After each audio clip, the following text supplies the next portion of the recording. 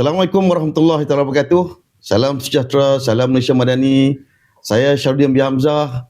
Alhamdulillah ketemu lagi di dalam program podcast Borak Santai SKB Rakyat Cakna Peniaga Beretika.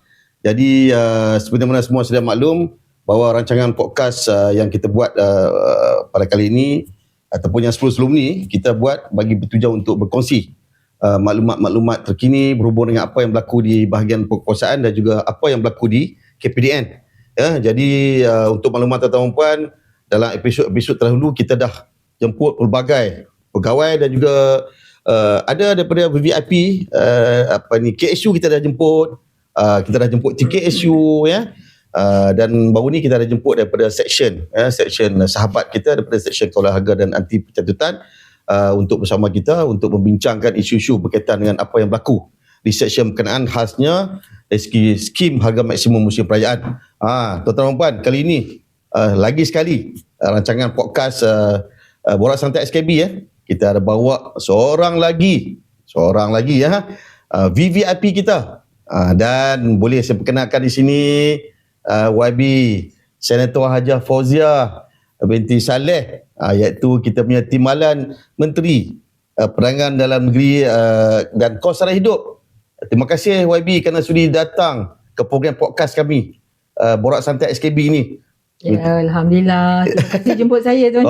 Itulah, bukan senang nak dapat YB dengan kesibukan ya, macam-macam sebagai seorang ahli politik, sebagai seorang Timbalan Menteri kan. Jadi banyaklah khasnya di KPDN ni, banyak isu-isu yang perlu ditangani ya. Jadi itulah Alhamdulillah lah, kita bertuah lah, amat bertuah sangat kerana kita dapat mencuri masa sedikit YB untuk kita bersama-sama dalam program Borak Santai SKB pada kali ini. Jadi kita cuba ambil peluang ini untuk kita bertanya sikit sebanyak tentang YB kita kan. Banyak benda ni yang saya nak tanya ni. Jadi kita mohon penonton ya untuk mendengar dengan lebih teliti ya, dengan teliti apa yang YB akan berkongsi dengan kita, khasnya yang membabitkan tugas-tugas YB dan juga apa yang berlaku di KPDN ya. Jadi itulah YB.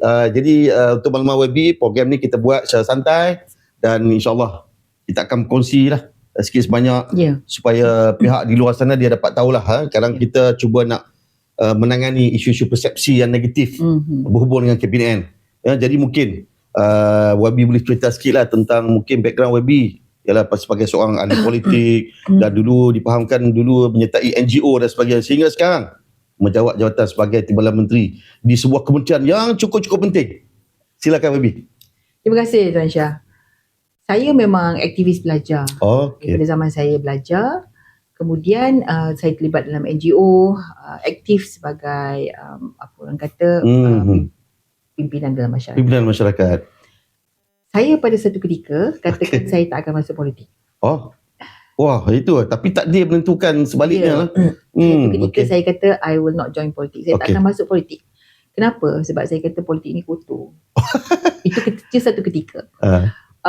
Dan saya berubah pemikiran saya apabila ada sesuatu yang berlaku dalam sejarah politik negara.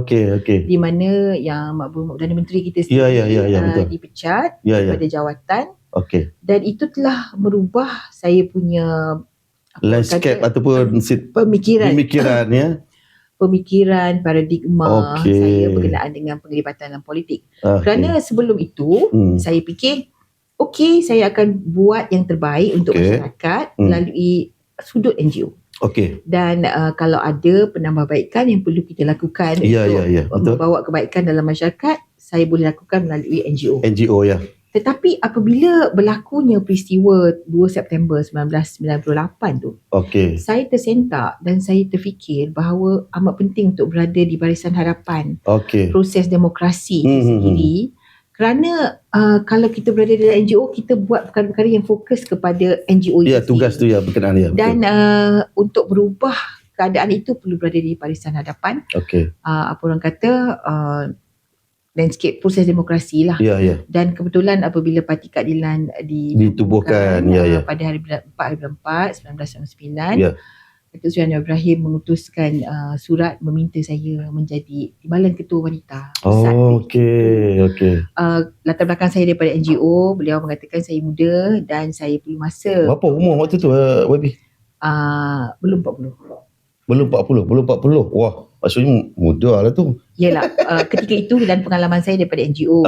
Jadi beliau mengatakan perlu saya belajar. Jadi saya jadi Timbalan Ketua Wanita. Dan bertatih lah, maksudnya bertatih daripada bawah belajar kan. Tapi Timbalan Ketua Wanita tu pun tinggi. Sebabnya Timbalan Ketua Wanita Pusat, di mana ketua wanitanya ialah Arwah Hajah Nel On. Betul. Bisa dengar tu. Jadi tak lama saya belajar, saya diberi peluang belajar tu hanya 9 bulan. Dan selepas itu Hajah Nel On meletakkan jawatan dan saya terus memangku dan terus memegang pucuk pimpinan. Itu menunjukkan kata memang YB ni pelajar cemerlang lah, cepat maksudnya belajar kan. Cepat ni. Bukan kata bertatih, berterus lari dalam sebabnya rentak politik itu tak sama dengan rentak NGO. Kalau orang kata NGO tu silat juga tapi silat pulut. Kalau politik tu silat perang.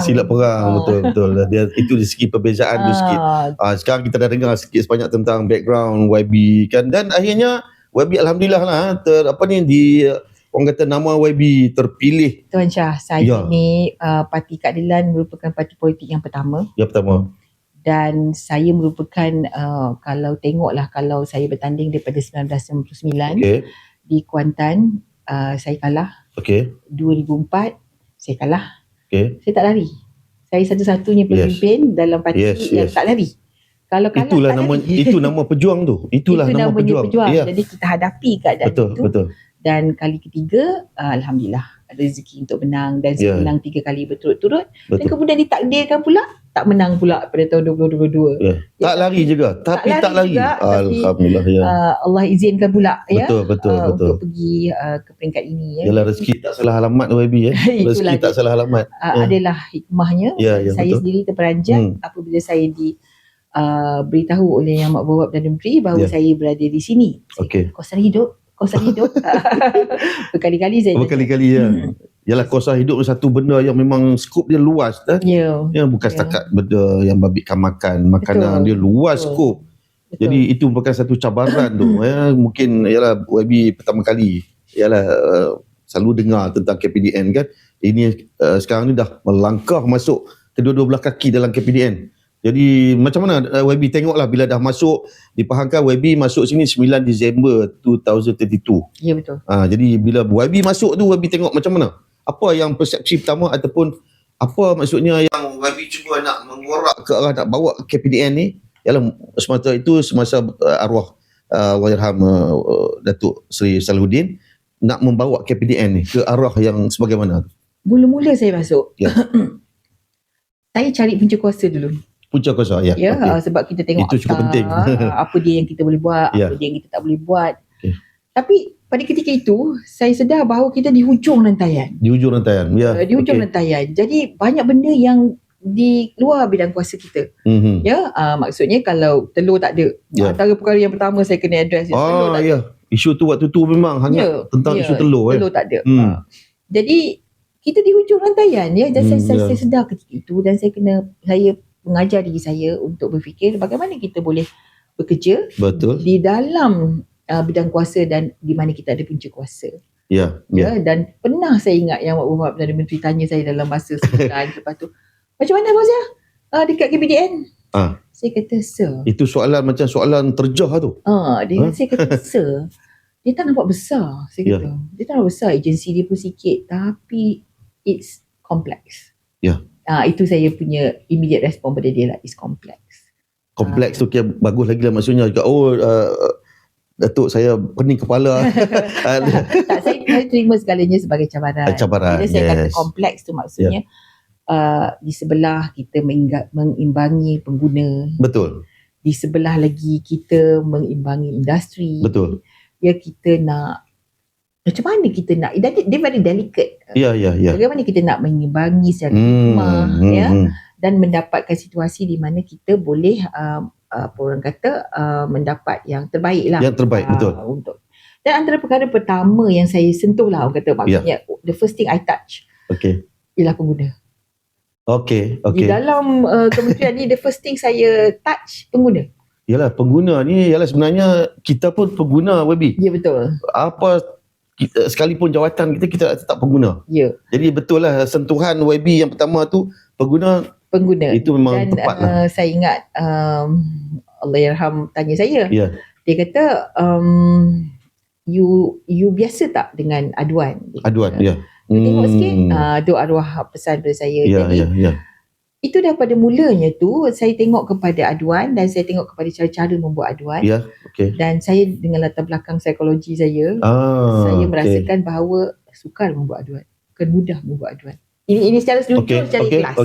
Ya, saya letak diri saya sebagai pengguna dan apabila saya tengok berderet 9 saluran tu, ada web lah, ada email lah, ada WhatsApp lah, ada phone lah, ada walk-in lah. Saya kata susahnya nak buat aduan. Saya duduk atas belakang psikologi sebagai pengguna. Maka saya mencadangkan kita buat QR code. Jadi oleh kerana itu saya tak nak saya di peringkat awal kan. Saya tak nak lah macam nak override segala-galanya. Tiba-tiba nak maka saya mencadangkan aduan suri. Aduan suri. Wanita ini merupakan pengguna yang besar segmennya dan pengguna yang amat penting ya, sebab mereka banyak berbelanja barang dapur dan sebagainya. Jadi kalau mereka tahu hak mereka dan mereka rasakan bahawa mereka tak terima hak mereka sebagai pengguna, saya nak membuat satu advokasi untuk supaya wanita ini boleh membuat aduan. Sebab itulah isteri saya di rumah Webi selalu menggesar saya, kalau nak satu barang tu dia akan gesar. Pasal memang wanita ni memang insan yang memang ni lah. Ya, jadi kita suri, kenalkan aduan suri, kita mengguna QR code. Kemudian kita tambah baik QR code tu. Pada mulanya saya sendiri test. Dan saya tengok kat mana weakness, saya bagi cadangan. Dan terbukti ya Tuan Syah, pada hari ini aduan suri ini mengambil 1/3 daripada aduan. Terbukti pada hari ini. Dia merupakan cara yang paling mudah. Dan nombor 2 dalam kita punya cara-cara mengadu dia. Jadi nombor 2 aduan suri. Sebab QR code dia senang. Ya, betul. Jadi kita bagi hadiah fridge magnet. Jadi boleh letak kat fridge. Jadi kalau orang perempuan ni nak buat aduan lah terus scan. Jadi kita tengok tinggi dia punya ni. Kalau daripada 29,000 aduan suri tu 29,000 sampai 31 keseluruhan aduan suri ni 10,000 lebih kurang tinggi. Dan menariknya lagi bukan wanita saja, lebih ramai lelaki yang menggunakan. Jadi mungkin tiba masanya kita rebrand lah aduan suri ni, aduan suami aduan pengguna ke dan sebagainya. Mungkin tiba masanya, tapi buat masa ni masih lagi aduan suri. Jadi maksudnya maksudnya pengguna kita ni sebenarnya cakna dengan apa yang kadang tu dia nak mengadu, tapi mungkin macam Webi sebut tadi kan, kadang tu kaedah tu. Mekanisme itu tu kan. Pertama saya lihat mengadu. Kedua saya lihat dari sudut kefahaman. Ilmu berkenaan dengan hak pengguna. Ini juga saya lihat lacking. Lacking sangat. Dan kalau Tuan Syah perasan video saya yang terkini berkenaan dengan apa nak buat kalau ada beza. Kita lihat bahawa di situ dalam beberapa 3 hari je dah 700,000 dia punya views. Jadi maksud itu menunjukkan bahawa pengguna kita ni memang dahagakan. Kami pun harap juga Borak Santai SKB pun boleh cecah sampai 700,000 lah. InsyaAllah. InsyaAllah. Jadi itu perkara yang pertama tadi pasal aduan. Yang kedua berkenaan dengan hak pengguna. Dan saya percaya bahawa pengguna ni boleh jadi game changer. Sebab itu Tuan Syah, saya membantu sayap daya upaya pengguna ni dengan mengadakan bingkil 3 hari. Saya sendiri kondak. Konsultan tak charge dia. Tak apa YB, ini bagi saya itu satu, orang kata macam satu perjuangan lah. Yang keduanya maksudnya satu YB legasi yang cantik, maksudnya yang boleh dikenang oleh semua pihak lah ya. Pasal kita nak ada satu legasi. Macam saya sendiri pun kita saya punya cara kerja. Saya very outcome based. Maksudnya kita nak tengok kan hasil impact. Dia bukan saya buat, dia apa saya nak hasilkan. Bukan cakap saya akan buat, tapi saya sentiasa ukur apa yang saya akan hasilkan. Betul. Jadi saya reverse engineer segalanya. Jadi saya nak hasil ni, saya reverse engineer apa saya perlu buat untuk dapat hasil ni. Yalah, kadang-kadang tu kita tak mau orang kata bercakap tapi mana yang dia punya hasil, ataupun yalah kita tak nak retorik. Betul. Sekarang kita cakap dan ini hasil dia.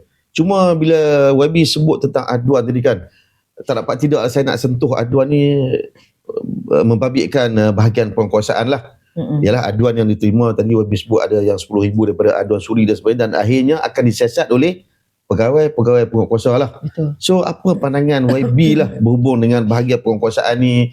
Maksudnya mungkin apa penambahbaikan, dan yalah saya percaya banyak benda-benda yang kita boleh maksudnya menaikkan taraf imej dan sebagainya. Yalah kadang-kadang tu mungkin dari segi bilangan keanggotaan pun yalah macam kami ada 2,000 lebih. Adakah cukup lah untuk nak menyiasat aduan-aduan yang mungkin semakin bertambah lah kan. Sekarang suri pun dah 10,000 dan mungkin selepas ni bila dibuka pada suami. Kalau kita compare tahun lepas, pada hujung tahun jumlah aduan 29,000. Tapi tahun ni 31 Ogos dah 29,000. Maksudnya awareness dah ada. Jadi berkesan advokasi yang kita lakukan. Jadi saya anggarkan 7 tahun mungkin sampai 40,000 aduan.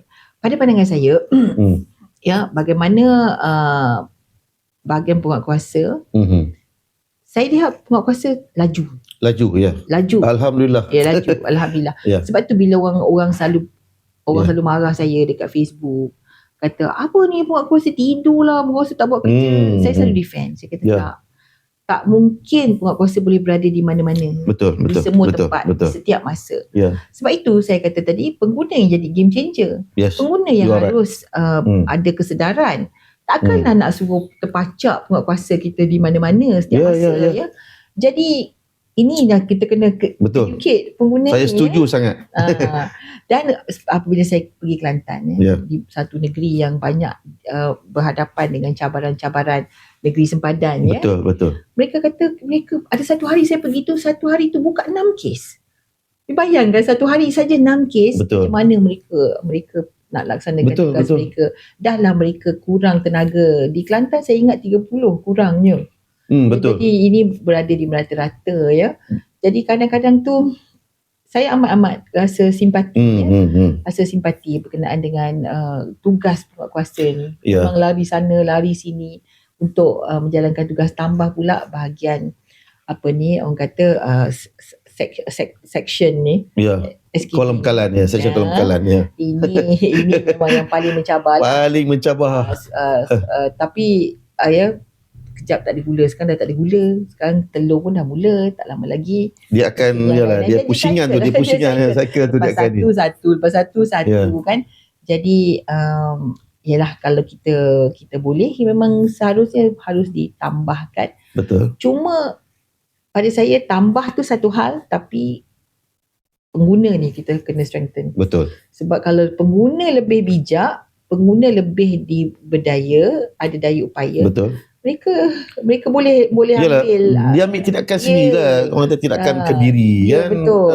Dia tidaklah semua nak letak atas orang kata beban bahu penguatkuasa ni. Betul. Jadi kita ni penguatkuasa ni lebih kepada deterrent. Betul. Dia macam polis lah. Ya. Polis pun dekat luar negara. Betul. Deterrent. Betul. Dia punya presence itu deterrent. Jadi that's why lah kami pun orang kata salah satu elemen yang kita cuba masukkan ke dalam kita punya tugas ni advokasi.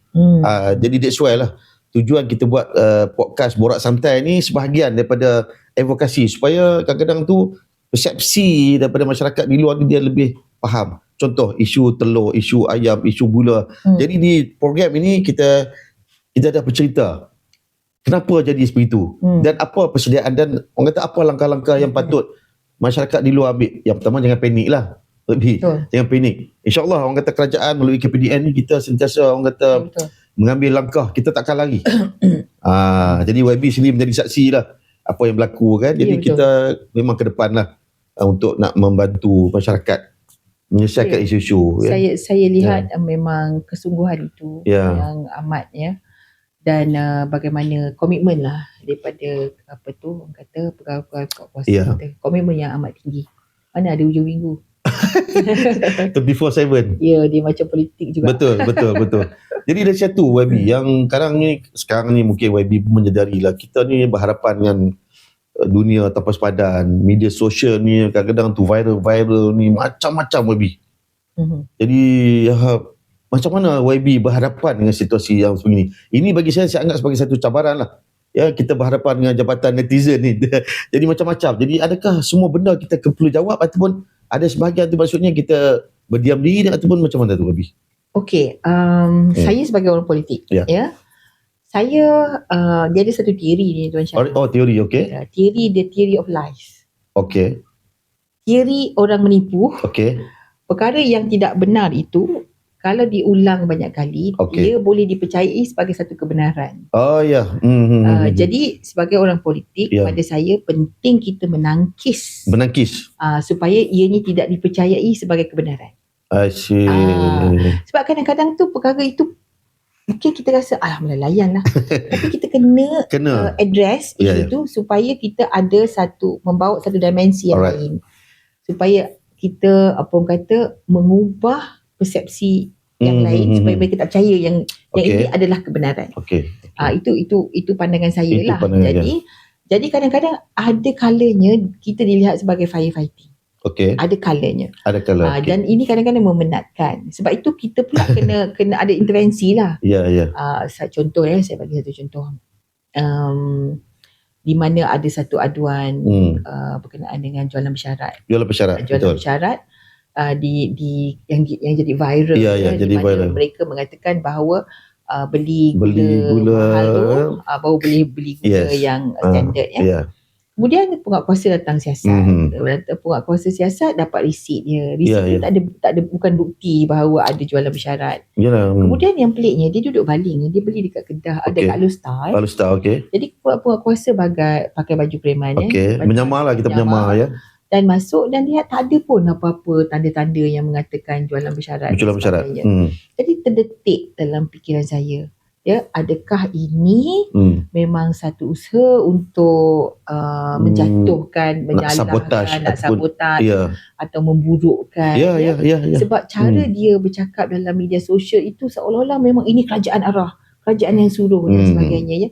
Apabila kita combinekan beberapa faktor ini, jadi itu memberi kita peluang untuk kita beri penerangan pula. Kenapa saya kata begitu? Bila kita kumpulkan maklumat dan mungkin kita beri penerangan, kalaulah kerajaan, tadi saya baru buat video, kalaulah kerajaan mengenakan tindakan hukuman ke atas jualan bersyarat sehingga RM1 juta untuk individu, takkanlah kita mengarahkan pula untuk jualan bersyarat. Betul. Jadi itulah sebenarnya, masyarakat di luar ni kadang dia tak jelas, mungkin dia tak faham, dan kadang-kadang tu ada elemen politik pun ada. Jadi dia campur aduk. Tapi saya tengok kebelakangan banyak elemen politik ni. Ini kita faham politik is politik, tapi politik yang sebagaimana lah. Dia tidak sihat. Yang politik yang tak sihat ni. Tidak sihat. Betul. Kerana dia menjadi ikutan membabi buta. Betul. Sebab pada saya masa saya cerita saya kata saya tak nak masuk politik kan. Dan apabila saya masuk politik, Tuan Syah, saya tekad saya akan bawa satu nilai politik yang baru. Saya tidak akan mengulang politik yang saya kata politik otom. Saya tidak akan mengulangnya dan saya akan membawa politik baru. Malah dalam parti sendiri, apabila dalam parti keadilan, sewaktu saya menjadi pengarah, saya pegang jabatan banyak. Dalam masa berapa puluh tahun ni, 25 tahun ni. 25 tahun ya. Saya pernah pegang ketua ITA, saya pernah pegang naib presiden, saya pernah jadi pengarah pilihan raya. Saya pernah jadi pengarah latihan. Cukup pengalaman dah. Cukup pengalaman. Pengarah pengurusi negeri. Jadi apabila saya jadi pengarah latihan, itu antara perkara yang saya buat modul. Saya punya latar belakang konsultan. Saya buat modul politik nilai, value based politics, dan saya latih ahli-ahli keadilan dengan modul tersebut. Jadi saya nampak orang kata dengan pengalaman YB yang kata dalam politik, dalam NGO, dalam sekarang ni sebagai Timbalan Menteri, jadi pelbagai cabaran lah. Kadang tu kita ni sebagai ibarat macam milik rakyat, kita tak lari sekarang ni. Contoh kita menerima pelbagai aduan. Jadi apa kekuatan YB ni? Kekuatan YB yang kami yang mendengar ni mungkin nak tahulah kekuatan YB bagi menghadapi benda-benda yang sebegini. Siapa yang maksudnya di belakang tabir yang menyokong YB sehingga YB jadi orang kata Ayah lady lah. Ayah lady. Dia kekuatan ini, dia banyak aspek. Okay. Dia kekuatan mental penting. Okay. Kekuatan spiritual juga penting. Itu cukup penting. Penting. Kekuatan fizikal tu not as much. Perlu ada. Perlu ada. Bukan segalanya. Ya. Kekuatan emosi, itu juga penting. Sebab itu, as a counsellor, saya selalu kata, if you can control yourself, you can control others. Ya. Yalah, betul lah. Kalau kita pun sendiri tak boleh kontrol, kalau kita tak boleh kawan kita nak kontrol, tak boleh kawan orang lain. So you control yourself and you control others. Tapi itu dirilah ya. Jadi kadang-kadang orang keliling saya pun kurang sabar dengan kesabaran saya. Kadang-kadang orang buat saya buat lamba je, orang lain kau dah tak tahan ya. Anak-anak saya tak tahan kalau baca Facebook saya. Mentah-mentah. Betul lah. Saya kata kenapa baca? Saya boleh baca, saya boleh jawab. Ya, betul lah kita. Tapi of course lah, family saya lah. Family saya. Family kekuatan YB. Sumber kekuatan saya terutama suami saya lah. Okay. Yang sepanjang 25 tahun ni saya dalam politik ni. Okay. Dialah yang sentiasa memberi semangat sebab dia penjawat awam. Okay. Dan dia selalu katakan kepada saya dia tak boleh ke depan. Okay, maka betul. Dia bagi saya ke depan. Okay. Dia akan belakang tapi support. Ya, dia akan support all out untuk beri sokongan, kekuatan kepada saya. Pada mulanya dulu dia selalu mendengar ucapan saya dan dia is my greatest critic. Wow. Cakap macam ni. Tapi sekarang ni dia dengar, dia pula yang belajar, dia kata. Itu penonton boleh guna tips yang YB kongsi tadi ni. That's why kita di belakang tu kita kena somebody lah. Sama ada pasangan, selalunya pasangan kan, mungkin kawan dan sebagainya. Untuk kita menjadi lebih kuat kan. Kadang-kadang kita tak boleh nak bersendirian, tak boleh. Ya, kita perlu sebab macam ni Tuan Syah. Saya nak bagi psikologi wanita. Okay. Wanita ni, dia asas dia dalam diri seorang wanita ni, dia ibu dan isteri. Alright. Dan dia mahu menjadi yang terbaik.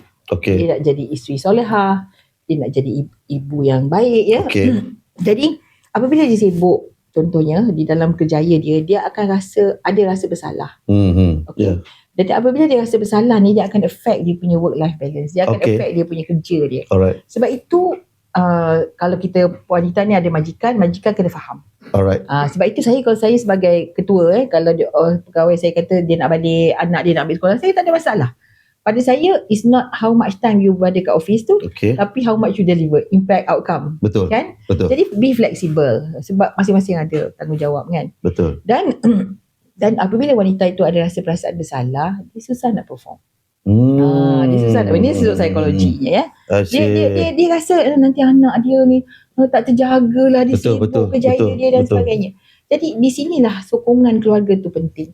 Betul. Sebab itu saya masa anak saya membesar, anak saya yang bongsu, anak saya yang sulung pergi ambil report card. Sebab saya sibuk sangat dengan politik, anak sulung tu support. The family system punya support tu amat penting. Betul. Jadi bila ada kalanya saya rasa penat, saya rasa give up, saya rasa tak larat, suami saya kata never mind, you have to go. Dia cakap macam tu.